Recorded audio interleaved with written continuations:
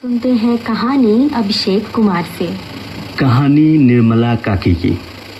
सहरसा शहर से तकरीबन 5 किलोमीटर दूर एक गांव है जिसका नाम मुरली बसंतपुर है, जो मेरा पैतृक गांव है। वर्षों बाद मेरा जाना हुआ। बहुत कुछ बदल चुका था। कई झोपड़ी के घर छत के घरों में तब्दील हो चुके थे।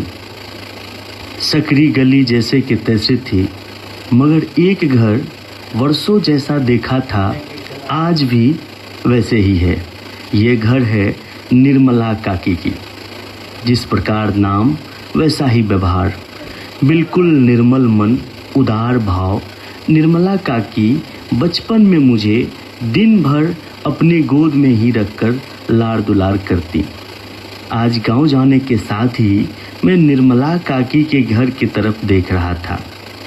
मेरे घर के बाद उन्हीं का बगीचा शुरू हो जाता है। निर्मला काकी का जीवन संघर्षों से भरा रहा है। शादी करके आए कुछ दिन बाद दिनेश काका, जिनका सड़क दुर्घटना में दोनों पैर क्षतिग्रस्त हो गए। एक बेटा और एक विकलांग पति का बोझ अपने कंधों पर लेकर आगे बढ़ी। आसपास के घरों में जाकर चूल्हा चौका कर अपना जीवन यापन की।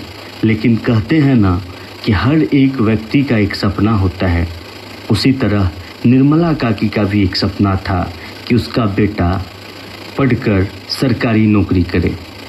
यही सपना लेकर दिन रात मेहनत करना अपने बेटे को भी सिखाया। निर्मला काकी बर्तन धो रही थी।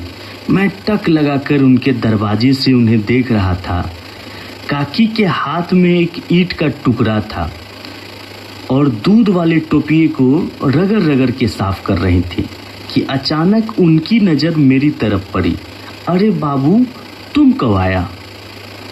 मुझे प्यार से बाबू बुलाती हैं और हम लोग उन्हें काकी। काकी, आज ही आया हूँ। फिर उन्होंने कहा, बैठो, मैं तुम्हारे लिए पानी लाती हूँ।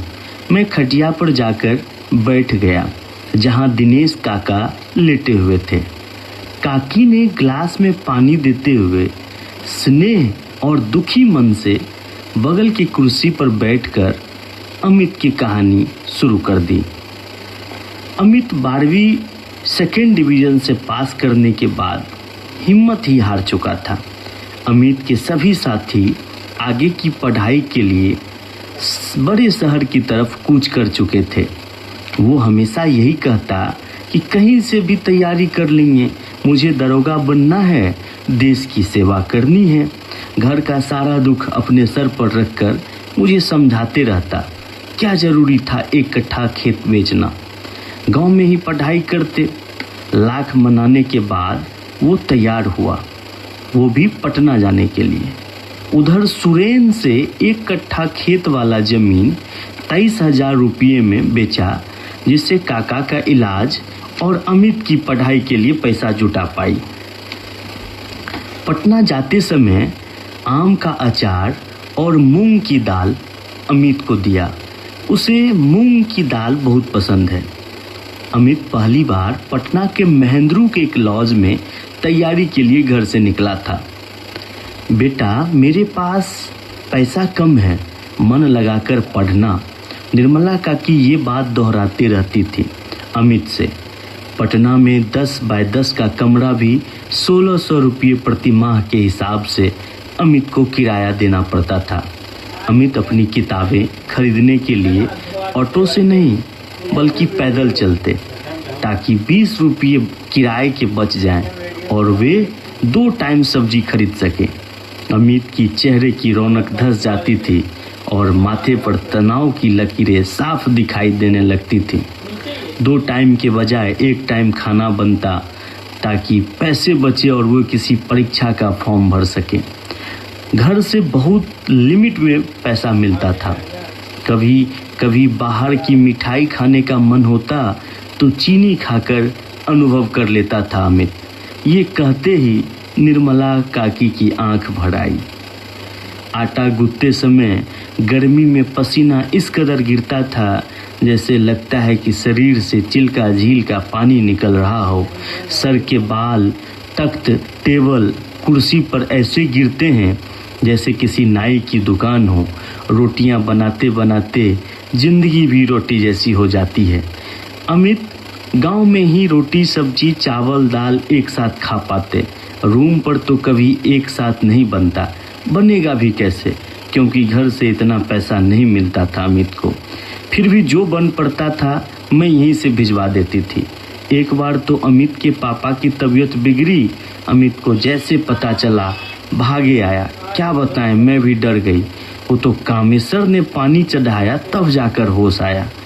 तभी अचानक मोबाइल की घंटी बजती है। निर्मला काकी कोठी पर रखे मोबाइल की हरे बटन को दबाकर ऊंचे स्वर में, हेलो, हाँ अमित, खुश रहो, पिताजी की तबीयत ठीक है, तुम ठीक से तैयारी कर रहे हो ना? आज बाबू आया है, ये लो बात करो। जब मुझसे अमित की बात हुई मैं दंग रह गया। अमित ने कहा, देखिए ना बाबू भैया, मेहनत और संघर्ष तो बहुत कर रहे हैं, पर पता नहीं कब सफल हो पाऊंगा। जब कोई भर्ती आती है तो 5000 पदों के लिए लाखों आवेदन आते हैं। घर से फोन आता है, बेटा इस भर्ती में बढ़िया से पढ़ना। घर वालों की उम्मीदों के बोझ से फिर से टेंशन बढ़ जाती है। फिर भी मैं दरोगा की परीक्षा में लाखों लोगों को पीछे धकेलकर परीक्षा में पास हुए हैं। घर परिवार समाज और स्वयं को लगता है कि अब नौकरी मिल गई है। लेकिन सबसे मुश्किल है शारीरिक परीक्षा, वो 21 तारीख को है। बहुत डर लग रहा है, समय निकट आ रहा है, डर बढ़ता जा रहा है। अरे डरने की बात नहीं है अमित, धैर्य रखो और मेहनत करो, जरूर सफल हो जाओगे। ठीक है, अच्छे से रहना, और काकी को बहुत उम्मीद है तुमसे। अमित मेहनत जारी रखो। जी भैया प्रणाम कहकर उसने भी इस बातचीत को विराम दिया। फिर मैं भी निर्मला काकी से जाने की अनुमति मांगी, उनका चरण स्पर्श किया। निर्मला काकी अपने साड़ी के एक खूंट से 10 रुपया निकाल कर, ये आशीर्वाद है बाबू, इसे रखना ही पड़ेगा। लाख मना करने के बाद काकी ने जबरदस्ती मेरे शर्ट के जेब में डाल दी। अपनी यादों को समेटे हुए मैं निकल पड़ा अपने कर्मभूमि इंदौर। 22 तारीख की सुबह जब चाय की चुस्की के साथ अखबार लेकर बैठा ही था कि एक कोने में अमित की तस्वीर लगी थी और बड़े से हेडलाइन के साथ लिखा था, काम करने वाली निर्मला का बेटा बना दारोगा। मन प्रफुल्लित हो उठा, मानो खुशी का ठिकाना नहीं रहा हो। गाड़ी निकाली और निकल पड़ा इस खुशी की साक्षी बनने अपने गांव। तब तक गांव के कई लोग फोन के माध्यम से सूचना दे रहे थे। दिनेश काका जो कभी खटिया पर लेटे रहते थे, आज जैसे तैसे उठकर लोगों को कह रहे थे कि अमित दरोगा बन गया है। काकी का खुशी मानो कि परचम लहरा रही थी। जो आए उनको अपने पास बुलाकर खुश होकर कहता, अमित दरोगा बन गया। अमित एक उदाहरण बनकर तैयार था। सच्ची मेहनत और लगन के आगे कुछ भी मुश्किल नहीं होता है। ये संघर्ष की कहानी पटना में तैयारी कर रहे हर छात्र की हकीकत है। लेकिन वे उम्मीद नहीं छोड़ते। वे जानते हैं कि उनकी मेहनत और संघर्ष एक दिन जरूर रंग लाएगा। साथ ही निर्मला काकी का मार्गदर्शन जो अमित को कभी गलत दिशा में भटकने नहीं दिया।